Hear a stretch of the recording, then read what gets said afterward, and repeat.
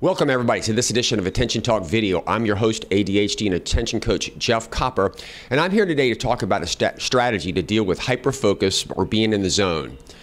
When we're talking about that, we're really talking about working memory.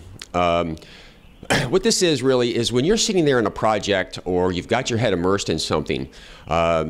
Imagine this is that you've got all the details and stuff, the picture in your mind that's kind of sitting there, and when you're in that moment with ADHD and you're focused, it's interesting because there's oftentimes people describe to me where somebody could actually come into the room.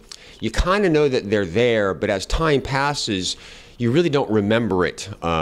So you're conscious, but you're really kind of not conscious. And again, in those situations, you're really kind of focused. Many of those that I've coached have noticed that if somebody comes in and interrupts them, they have a tendency to bite their head off. And in another video we did, I talked about the concept of rebooting. When I go in the morning, I turn my computer on, it takes a while for it to boot up, 4.5 minutes to be exact. And if I get distracted, imagine my computer gets unplugged. When I come back, I have to push the button to load all the stuff into memory so that I can begin to work.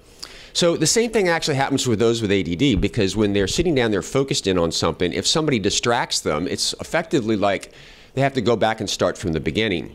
So when I'm working with those with ADHD and they're in a situation where they know they're in a project or something like that and people need to get them, particularly maybe in a work situation, what do? I was actually coaching a dentist one time who had to write some complex reports, and he liked to have an open door policy. But when he was in the zone and he was doing a report, it was very disruptive for him to be interrupted.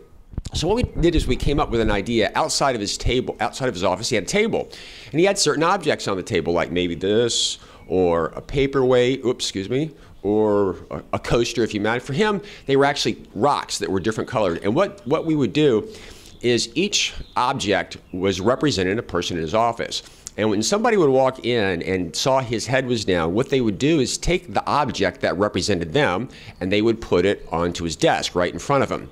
What this allowed him to do was realize is when he got done doing whatever he was doing, that somebody had come to see him and they were respectful enough at that time not to interrupt him. And his duty was to get up and go find them immediately because they didn't interrupt him, so he was able to finish. He had the open door policy, but at the same time, the person needed his attention.